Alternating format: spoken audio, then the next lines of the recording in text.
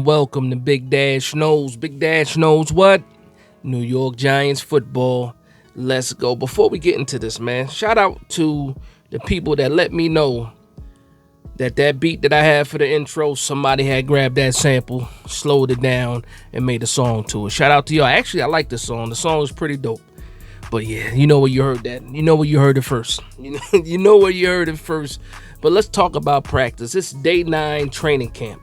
I'm hearing that it's a light practice, reading that it was a light practice. I believe they said it was about an hour and a half, cloudy conditions. But it's just the quiet. It's just the quiet, and it's fitting before the storm. And that storm is joint practices with the Detroit Lions on Monday and Tuesday.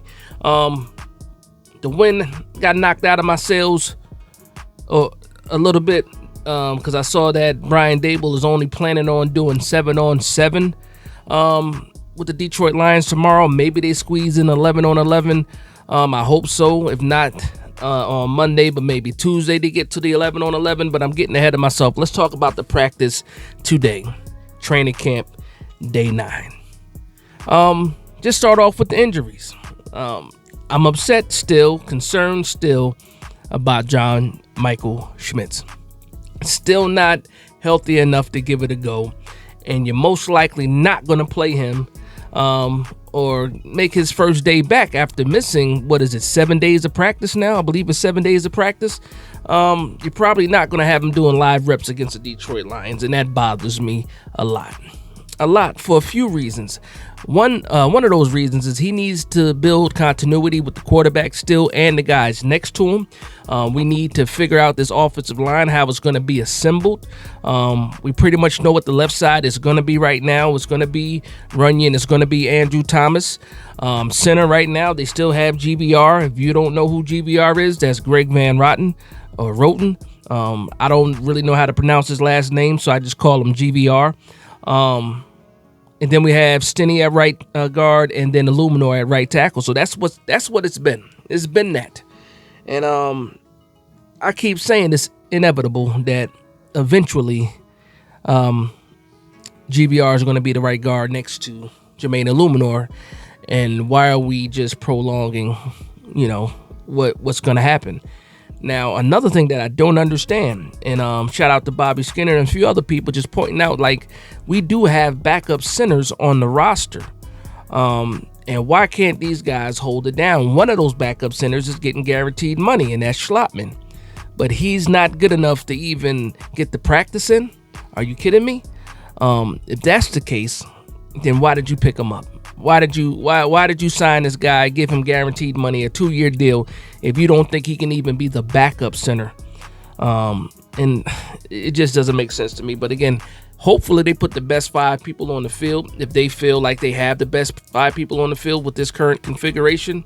Right now, with JMS being out, I can't do anything but sit back and be a fan. And that's what I'm doing. I will voice my opinion. But as far as the injuries go, Jack Stahl is in concussion protocol, so we finally got some clarity on what was going on with Jack Stahl. Bryce Ford Wheaton is a lower leg issue. I'm hearing it's a hyperextended knee. I don't know if it's the same knee that he tore the ACL on. Hopefully not. But here's the thing, man.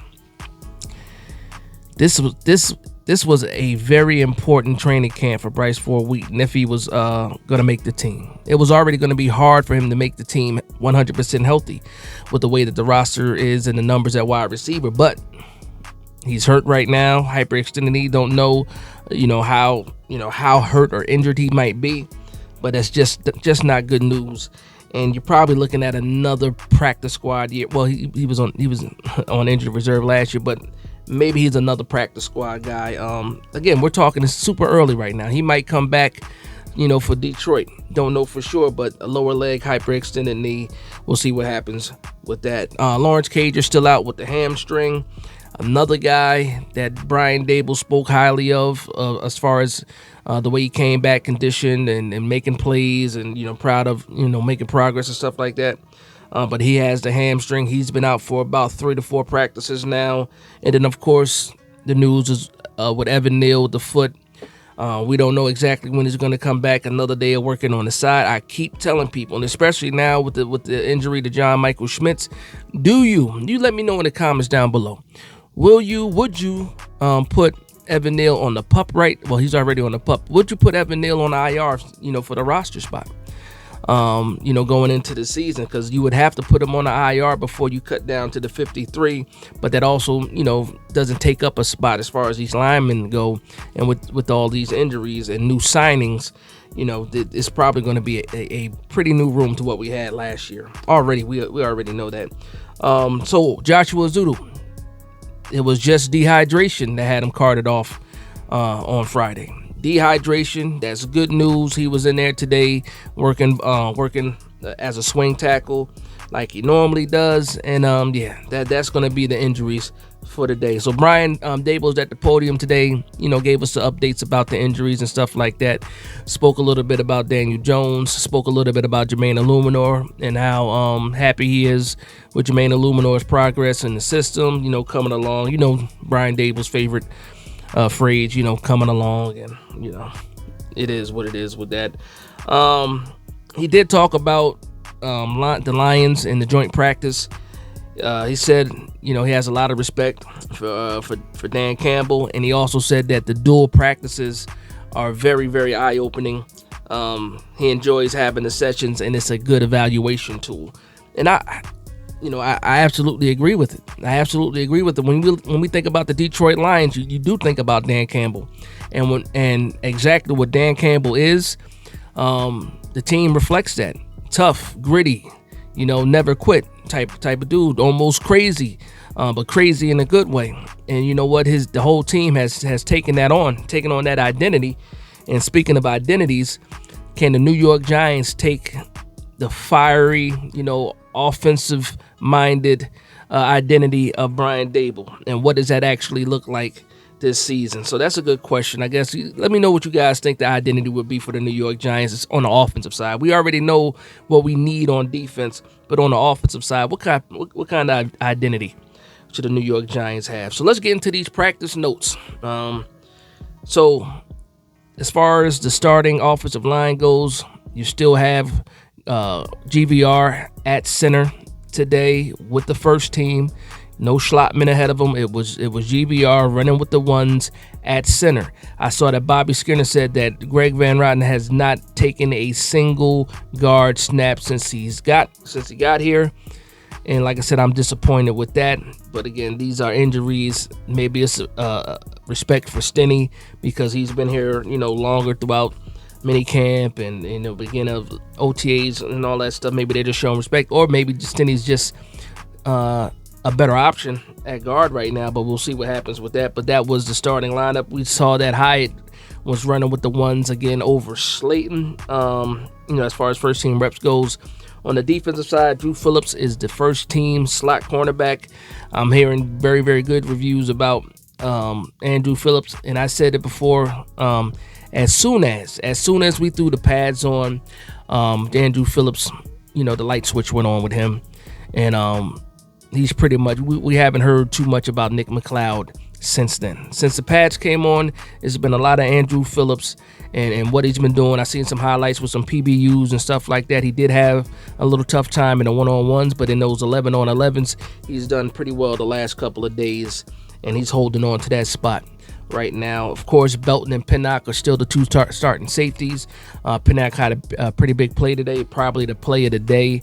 I'll get into that a little bit later. Isaiah Simmons was running with the first team at linebacker. I don't know what that means for Micah McFadden. Shout out to the people that were in practice today. Micah McFadden was out there practicing. Hearing that he was with the first team as well, so maybe it was just a good rotation going on. But that's another highlight. Here's the thing that surprised me, and I'm terrified. Malik Neighbors fielding a couple punts today. No, absolutely not. Never. No, never. Let's talk about the offense a little bit. Let's talk about a good play of the day. Wan'Dale Robinson had a nice touchdown today. Looked like the defense had a miscue. Wan'Dale Robinson is down the middle of the field, wide open, nobody around him. The ball got to him in stride. Touchdown. Daniel Jones finds Wan'Dale Robinson up the middle. And a lot of people point out that we've attacked the sidelines deep a lot, and we haven't really taken any deep shots down the middle. This particular day, this particular play, we got just that. But please keep that in the repertoire. We need to attack every part of the field, especially Daniel Jones in the passing game. What else do I have here? Burns had another strong practice. I'm hearing today he was pretty much a monster on both sides. Whether it was AT, whether it was Jermaine Illuminor, Brian Burns had a pretty strong day today, and he's had, strong practices throughout. We did see a couple clips where Andrew Thomas got the best of him, but from what they're showing and what the clips are versus, what I'm reading either from Giants.com, all the beat writers that are there, is mixed. It's like, okay, Andrew Thomas can win a rep, but Brian Burns is also winning reps too. But like what they say, steel sharpens steel. Let these guys do their thing. And then the play of the day. The play of the day was a interception, a pick six from Pinnock. Daniel Jones threw the ball directly at Daniel Bellinger. Bellinger caught a case of the Evan Ingrams. And you guys know what I mean when I say he caught a case of the Evan Ingrams. Right through his fingers. Ball pops up. Pinnock is right where he needs to be. Snatches the INT, takes it down the sideline, hurdles a player. I think that was also Bellinger that he hurdled. Touchdown. And we saw a little celebration from Brian Burns, happy for his teammate. And that's the practice notes, man. Again, it was a short practice. I'm hearing it was just an hour and a half. We saw some 7-on-7, 11-on-11, they said, for about 5 minutes. And then some walkthroughs after that, but they're just, slowing it down, quiet before the storm, when we have the Detroit Lions in the building tomorrow, that being Monday and Tuesday. Since the practice was so short, I just want to do another highlight, quick part of the video where I want to give a highlight to some unsung heroes of training camp so far. First unsung hero, and I call him an unsung hero because the chances of making the 53 are very, very slim. But with that being said, he has made some plays and he has popped throughout training camp, and that's going to be Dennis Houston. So shout out to Dennis Houston. Again, long shot. We'll see what happens in preseason. Jordan Riley playing the DT, playing the nose tackle. I thought maybe he might get some snaps at the 3 tech. It doesn't look like that. They like him playing DT, the nose tackle. He's been pretty solid throughout training camp. Shout out to Deontay Johnson. Deontay Johnson surprising a lot of people, not everybody, but a lot of people, with him getting some first team reps on defense at linebacker. Started off filling in for Micah McFadden, who they brought back slowly. But since Micah McFadden has been back fully, Deontay Johnson has still been able to get some reps with the first team, and he is taking advantage of every opportunity that he's gotten. And guess what? That spot behind McFadden and behind Bobby Okereke is wide open right now. You might say there's a battle between now Deontay Johnson, Darius Morsau, Carter Coughlin, Darian Beavers. We'll see what happens. These guys got to make plays in the preseason, and these guys will get a lot of reps in the preseason. And the last thing, and I'm happy about, last player I want to talk about is Elijah Chapman, or the unsung hero. He got some reps with the ones on Friday. One thing about Elijah Chapman, very strong, and he's short, so the leverage game is almost always in his favor. And he's a guy that could be a long shot to make the team, but if he pops in preseason, going against other teams or in these joint practices, there's a real chance that he could possibly make this team. Stick around. And you know what? There's never enough good D tackles, especially with a guy like DJ Davison that also went down with the injury, has not come back yet.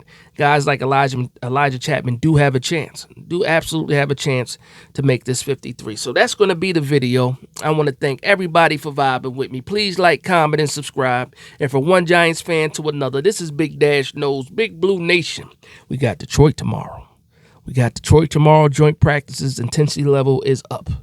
Way up. Let's go.